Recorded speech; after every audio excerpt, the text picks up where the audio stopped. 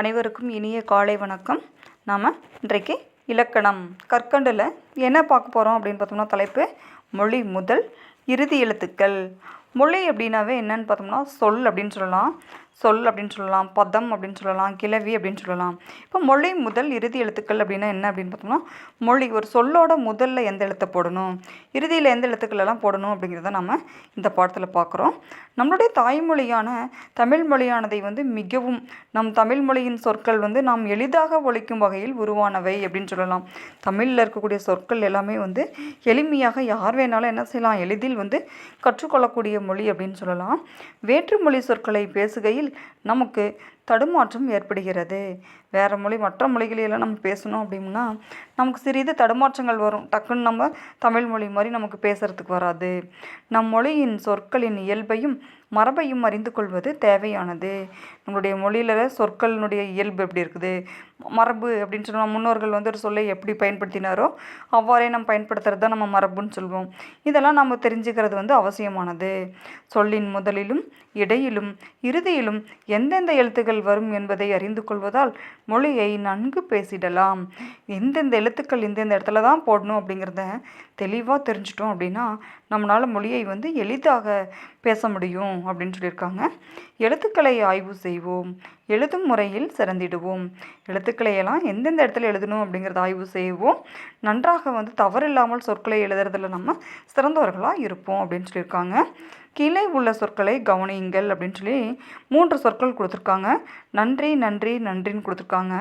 முதல் நன்றியில் என்ன சொல்லியிருக்காங்க அப்படின்னா, அந்த நா அப்படிங்கிறது தன்னகரத்தினுடைய நா கொடுத்துருக்காங்க. ரெண்டாவது இருக்கக்கூடிய நன்றி அப்படிங்கிறதுல தன்னகரத்தினுடைய நா கொடுத்துருக்காங்க. மூணாவது நன்றியில் ரன்னகரத்தோட நா கொடுத்துருக்காங்க. இப்போ இந்த 3மே நன்றின்னு தான் சொல்லும் பொழுது, ஆனால் இது எழுதும் பொழுது எது நமக்கு சரி அப்படிங்கிறதுல சந்தேகங்கள் ஏற்படும். அப்போ இது எது அப்படின்னு பார்த்தோம்னா, இவற்றுள் நன்றி என்பதே சரியான சொல் அல்லவா. அப்போ இது எல்லா இடத்துலையுமே நன்றி நன்றி நன்றின்னு பேசும் பொழுது வந்துடுது. அப்போ எழுதும் பொழுதும் எல்லா முறையிலையும் எழுதலாமா அப்படின்னு பார்த்தோம்னா தவறு. முதல்ல நம்ம தன்னகரத்தோட நான் போட்டு எழுதுனா மட்டும்தான் முதல் எழுத்தில் சரி அப்படின்னு சொல்லியிருக்காங்க. பிழையின்றி எழுத எந்தெந்த எழுத்துக்களை எங்கெங்கு பயன்படுத்த வேண்டும் என்று அறிந்து கொள்வதும் மிக இன்றியமையாதது. கண்டிப்பாக நம்ம தவறு இல்லாமல் பிழை இல்லாமல் சொற்களை எழுதணும் அப்படின்னா எந்தெந்த எழுத்துக்கள் எந்தெந்த இடத்துல தான் பயன்படுத்தணும் அப்படிங்கிறத தெளிவாக தெரிஞ்சுக்கணும். அது மிகவும் அவசியமானது, இன்றியமையாதது அப்படின்னு சொல்லியிருக்காங்க. தமிழ் எழுத்துக்களின் வகைத்தொகை பற்றி அறிந்து கொண்டோம். தமிழ் எழுத்துக்களோட வகைத்தொகை நம்ம முன்னாடி வகுப்பில் பார்த்துருப்போம். தமிழில் எத்தனை எழுத்துக்கள் மொத்தம் இருக்குதுன்னு பார்த்தோம்னா 247 எழுத்துக்கள் இருக்குது. என்னென்ன அப்படின்னு பார்த்தோம்னா, உயிரெழுத்துக்கள் 12, ஆ முதல் ஔ வரைக்கும் 12 உயிரெழுத்துக்கள் இருக்குது. மெய்யெழுத்துக்கள் இக்கிலிருந்து இன் வரைக்கும் 18 மெய்யெழுத்துக்கள் இருக்குது. உயிர்மெய் எழுத்துக்கள் காவுலேருந்து நவ் வரைக்கும் அப்படின்னு பார்த்தோம்னா 216 உயிர்மெய் எழுத்துக்கள் இருக்குது. ஆயுத எழுத்துக்கள் அக்கு 1 இருக்குது. மொத்தம் அப்படின்னு பார்த்தோம்னா 247 வகையான எழுத்துக்கள் இருக்குது. இந்த 247 வகையான எழுத்துக்களை நம்ம பார்த்துருப்போம். எழுத்துக்களை அடுத்து பிரிச்சிருப்பாங்க. நமக்கு என்னது அப்படின்னு பார்த்தோம்னா, உயிரெழுத்துக்களை குறில் நெடில்னு பிரிச்சிருப்பாங்க. மெய் எழுத்துக்களை வல்லினம் மெல்லினம் இடையினம் அப்படின்னு பிரிச்சிருப்பாங்க. உயிர்மெய் எழுத்துக்களையும் உயிர்மெய் குறில் உயிர்மெய் நெடில் அப்படிங்கிறதெல்லாம் பிரிச்சிருப்பாங்க. இதெல்லாம் நம்ம முன்னாடி வகுப்புலேயே நம்ம அறிஞ்சிருப்போம். அவற்றுள் எல்லா எழுத்துக்களும் எல்லா இடங்களிலும் வருவதில்லை. தமிழில் இருக்கக்கூடிய 247 வகையான எழுத்துக்களும் எல்லா இடத்துலையும் பயன்படுத்துகிறோம் அப்படின்னு சொல்ல முடியாது. எல்லா எழுத்துமே முன்னாடி முதல்லையும் வரும், எல்லா எழுத்துக்களும் சொல்லோட இறுதியில் வரும் அப்படின்னு சொல்ல முடியாது. சொல்லின் முதலிலும் இடையிலும் இறுதியிலும் வரும் எழுத்துக்கள் பற்றி தெரிந்து கொள்வோம். அப்போ இந்த 247 வகை எழுத்துக்களை எந்தெந்த இடத்துல தான் நம்ம பயன்படுத்தணும் அப்படிங்கிறத நம்ம என்ன செய்கிறோம், இந்த பாடத்தில் இந்த வகுப்பில் நம்ம பார்க்குறோம். பாருங்கள் என்ன சொல்லியிருக்காங்க அப்படிங்கிறத பார்க்கலாம். பாருங்கள். மொழி முதல் எழுத்துகள். மொழி அப்படின்னாவே நம்ம சொல்லியிருக்கிறோம், சொல் அப்படிங்கிற பொருள். மொழி அப்படிங்கிறதுக்கு சொல் அப்படிங்கிற பொருள் உண்டு. சொல் அப்படின்னு சொல்லலாம், பதம் அப்படின்னாலும் சரி, கிளவி அப்படின்னாலும் சரி, இது எல்லாமே சொல் மொழி எல்லாம் ஒரே பொருளை தான் குறிக்கும்னு சொல்லியிருக்காங்க. மொழி என்பதற்கு சொல் என்னும் பொருளும் உண்டு. சொல்லின் முதலில் வரும் எழுத்துக்களை மொழி முதல் எழுத்துக்கள் என்பர். மொழி முதல் அப்படின்னா என்னது? மொழினா நம்ம சொல் அப்படின்னு பொருள் பார்த்துருக்கோம். அப்போ மொழி முதல் எழுத்துக்கள்னால் சொல்லோட முதல் எழுத்துக்கள். அப்போ சொல்லோட முதல்ல எந்த எழுத்துக்கள் எழுதணும் அப்படிங்கிறது தான் பார்க்குறோம். பாருங்கள், சில எழுத்துக்கள் மட்டுமே சொல்லின் முதல் எழுத்தாக வரும். எல்லா எழுத்துக்களுமே தமிழில் இருக்கக்கூடிய 247 வகையான எழுத்துக்களுமே சொல்லோட முதல்ல வரும் அப்படிங்கிறத சொல்ல முடியாது. சில எழுத்துக்கள் மட்டும்தான் சொல்லோட முதல்ல வரும். அது என்னென்ன அப்படிங்கிறத நம்ம பார்க்கலாம். பாருங்கள், உயிரெழுத்துக்கள் 12ம் சொல்லின் முதலில் வரும்.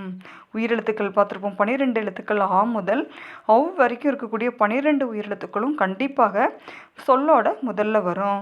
எடுத்துக்காட்டு அப்படின்னு பார்த்தோம்னா, உயிரெழுத்துக்களுடைய வரிசையில் பார்த்தோம் அப்படின்னு பார்த்தோம்னா, ஆவுலேருந்து அவ் வரைக்கும் அப்படின்னு பார்த்தோம்னா, ஆ அப்படிங்கிறதுல என்னென்னு சொல்லலாம்? அம்மா. ஆ அப்படிங்கிறதுல ஆடு அப்படின்னு சொல்லலாம். இதில் ஆ முதல் எழுத்தாக வருது, ஆங்கிறதும் முதல் எழுத்தாக வருது. ஈனா இலை அப்படின்னு சொல்லலாம்.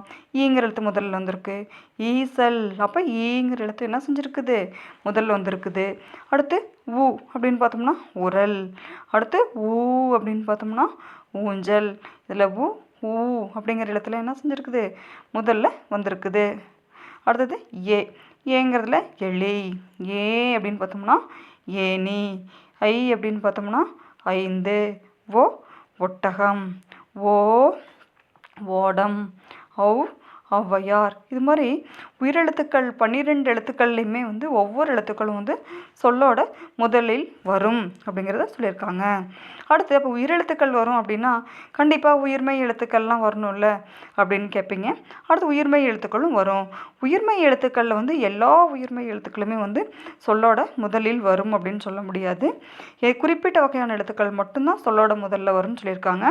முதல்ல பாருங்கள், கா, சா, தா, நா, பா, மா ஆகிய வரிசைகளில் உள்ள எல்லா உயிர்மெய் எழுத்துக்களும் சொல்லின் முதலில் வரும். கா கா அப்படின்னா கா அப்படிங்கிற ஒரு எழுத்து மட்டும்தான் சொல்லோட முதல்ல வரும் அப்படின்னு சொல்ல முடியாது. கா வரிசையில் இருக்கக்கூடிய எழுத்துக்கள் தெரியும். கா கா, கீ கீ, கூ கூ, கே கே, கை, கோ கோ, கௌ. அப்போ காவிலிருந்து கௌ வரைக்கும் இருக்கக்கூடிய எல்லா உயிர்மெய் எழுத்துக்களுமே என்ன செய்யும்? சொல்லோட முதல்ல வரும். அடுத்து சா வரிசையில் பாருங்கள். எடுத்துக்காட்டு கா வரிசையில் பார்த்தோம் அப்படின்னா இங்கேயே கொடுத்துருக்காங்க பாருங்கள். கடல், காக்கை, கிழக்கு, கீற்று, குருவி, கூந்தல், கெண்டை, கேணி, கைகள், கொக்கு, கோலம், கௌதாரி. அப்போ காவரிசையில் காவுலேருந்து கௌ வரைக்கும் இருக்கக்கூடிய எல்லா எழுத்துக்களுமே சொல்லோட முதல்ல வந்திருக்கு. அடுத்து சா வரிசையில் அதே மாதிரி சாவிலேருந்து சௌ வரைக்கும் இருக்கக்கூடிய எல்லா எழுத்துக்களுமே என்ன செய்யும் அப்படின்னு பார்த்தோம்னா சொல்லோட முதல்ல வரும். அடுத்து தா வரிசையில் பார்த்தோம் அப்படின்னா அதே மாதிரி தாவிலேருந்து தாத்தா, தீ, தூ தூ, தே, தை, தோ, தௌ. இப்போ இது எல்லா எழுத்துக்களுமே சொல்லோட முதல்ல வரும். நாவுலேருந்து நவ் வரைக்கும், பாவுலேருந்து பவ் வரைக்கும், மாவுலேருந்து மவ் வரைக்கும் இதில் இருக்கக்கூடிய எல்லா எழுத்துக்களுமே என்ன செய்யும் அப்படின்னு பார்த்தோம்னா சொல்லோட முதல் எழுத்துக்களாக வரும். நாம் இன்றைக்கு வகுப்பில் என்ன பார்த்தோம் அப்படின்னு பார்த்தோம்னா தமிழ் எழுத்துக்களினுடைய வகைத்தொகை என்ன அப்படிங்கிறத பார்த்தோம். மொழி முதல் எழுத்துக்கள் அப்படின்னா என்ன? சொல்லோட முதலில் வரும் எழுத்துக்களை தான் நம்ம மொழி முதல் எழுத்துக்கள் அப்படிங்கிறத நம்ம பார்த்துருப்போம். இதில் நம்ம இன்றைக்கு பார்த்தது உயிரெழுத்துக்கள் 12 சொல்லோட முதல்ல வரும் அப்படிங்கிறத பார்த்துருப்போம். உயிர்மெய் எழுத்துக்களில் கா, சா, தா, நா, பா, மா இந்த வரிசையில் இருக்கக்கூடிய எல்லா எழுத்துக்களுமே சொல்லோட முதல்ல வரும் அப்படிங்கிறது நம்ம இந்த வகுப்பில் பார்த்துருப்போம். அடுத்து நாளைக்கு வகுப்புலேயும் நம்ம மொழி முதல் எழுத்துக்களை பற்றி பார்க்கலாம். நன்றி.